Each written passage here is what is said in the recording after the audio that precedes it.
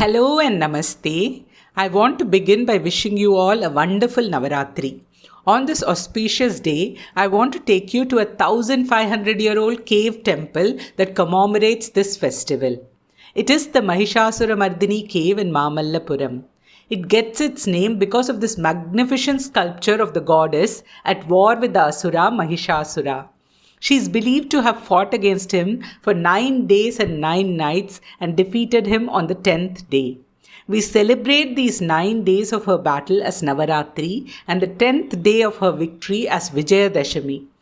In the opposite wall of the Mahishasuramardini sculpture, you will find this sculpture of reclining Vishnu called the Padmanabha Swami. This image too is an important part of the origin story of Navaratri. I will tell you about this later in the video. First, let us go back to Mahishasuramardini. Mahishasura was a formidable Asura whom none of the gods could defeat. This image of the goddess killing Mahishasura is a celebration of female strength and power. It has been represented in sculptures and paintings across India for hundreds of years.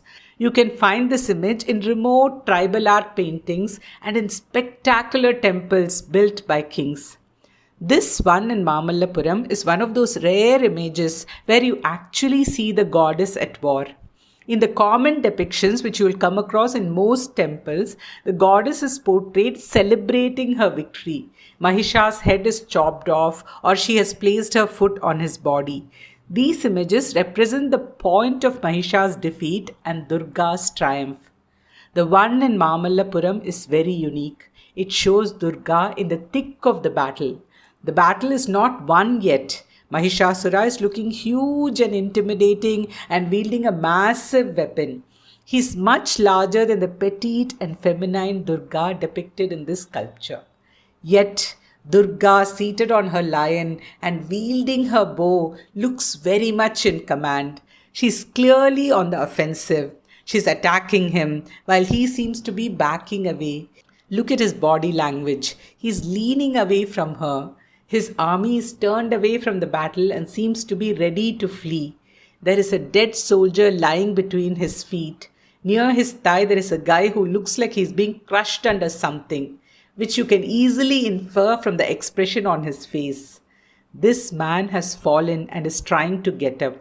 Although this man is holding his weapons, he has turned away from the battle and so has the guy above him. There is one lone warrior in Mahishasura's army who appears to be fighting. Now look at Durga's army. They all seem to be aware that victory is imminent. There is an air of triumph in each one of their body languages. All their weapons are raised. These dwarf-like figures with pot bellies are Shivaganas, who are part of Shiva's army. There is even a Gana holding a fan and fanning the goddess. My favorite part of the sculpture is this lady. Notice her six-pack abs. She seems to have fallen down, but she's lifting herself up, and even as she's getting up, she's chopping off the head of a man who's attacking her from the top. Take a minute to absorb the amount of action in the tiny corner of this sculpture. She's in the process of getting up. Her left knee is on the floor. You can see her left arm in the sculpture. Although you cannot see her hand, you can visualize her left palm pressed on the floor in the act of getting up. Even as she is doing this, her right hand is raised, and with her sword, she is cutting off the head of a man who seems to be diving at her from the top. This is such an effortless move for her that she is not even looking up at him. Contrast her pose with the fallen man on Mahisha's side. He too has fallen down and he too is in the process of getting up. But his body language is very different. He appears to be dejected and demoralized. Just think about the brilliance of these artists for a second. There are no colors in this image to highlight any aspect.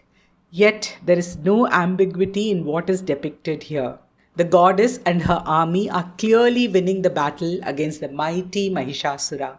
The petite goddess and the giant Mahishasura, the tiny Shivaganas in Durga's army and the big Asuras in Mahisha's army make the victory look even more unexpected and incredible. There is one more Durga in Mamallapuram which I believe should be appreciated in conjunction with this one. There is another cave temple called the Adivaraha Temple close to this one. On the walls of this temple, you will find this image of Mahishasuramardini. Here the war is over and she is returning victorious with her army of Ganas in tow. Her foot is planted on the severed head of Mahishasura. You can see two lady warriors standing on either side. They are holding their weapons. Again, look at the expert use of body language. They have a languid look about them. There are two men kneeling near her feet and singing. There are two Shivaganas near her head playing musical instruments. This is done not only to celebrate the victory but also to calm the bloodlust of warriors after a fierce battle. To me, this is an ultimate feminist image. Women returning from a battle and men welcoming them with a song. These are the two masterpieces of Mahishasuramardini in Mamallapuram. If you have seen images of Durga in other temples across India, you will recognize how special and unique these sculptures are. Now let us get back to the Vishnu in the Mahishasuramardini Cave temple. You may think that this image is out of place in this cave, which is clearly a temple for Shiva and Parvati. In the sanctum, you will see Somaskanda Murti, Shiva, Parvati and Muruga. There must have been a Shivalingam in front of this image. So what is Vishnu doing here? To understand why he is here, we must go back to the original story of Navaratri. It is from an ancient text called Devi Mahatmyam, composed around the same time Mamallapuram was built. It is part of a Purana called Markandeya Purana. It describes 3 battles that the goddess fought against formidable asuras. In each of these battles, she assumes a different form. The second battle is considered most important, which is the story of Mahishasuramardini. So Navaratri came to be commonly associated with this story. In fact, the 9 days of Navaratri are divided into 3 sections honoring the 3 battles. The first 3 days is dedicated to Mahakali, the form of goddess in the first battle. The next 3 days are dedicated to Mahalakshmi, the goddess commonly known as Mahishasuramardini, and the last 3 days are dedicated to Mahasaraswati, who fought the demons Shumba and Nishumba in the last battle. The sculpture of Mahavishnu in this cave depicts the first battle described in Devi Mahatmyam. It is time for a new universe to be created. The goddess Mahakali takes the form of Yoga Nidra and enters Lord Narayana and puts him to sleep. From his navel, Brahma emerges, seated on a lotus, and is getting ready to commence the process of creation. At the same time, 2 asuras, Madhu and Kaitaba, emerge from the ears of Vishnu.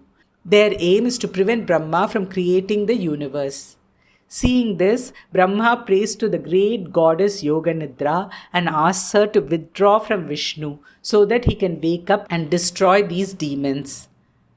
Yoga Nidra withdraws herself from Vishnu, who wakes up from his slumber and slays these asuras. It is this story that is portrayed here. The 2 figures at the feet of Vishnu are the demons Madhu and Kaitaba. Take a look at this lady with her hands folded and bowing her head. She is Yoga Nidra. In most literature, she is wrongly identified as Bhuma Devi. The incident depicted here happens much before Vishnu marries Bhuma Devi. It is a story that happens even before the world is created. So we can safely conclude that the goddess depicted here is Mahakali in the form of goddess Yoga Nidra. 2 of the 3 stories of Navaratri are portrayed on the walls of this cave. I think it is more apt to call it the Navaratri Cave instead of Mahishasuramardini Cave. Last Navaratri, I did a 3-part series on the 3 stories of Devi Mahatmyam. If you are interested, I have provided a link for the series at the end of this video. This 1500-year-old cave temple commemorating Navaratri reminds us of how timeless this festival is and how many generations before us have celebrated it and passed it on to us.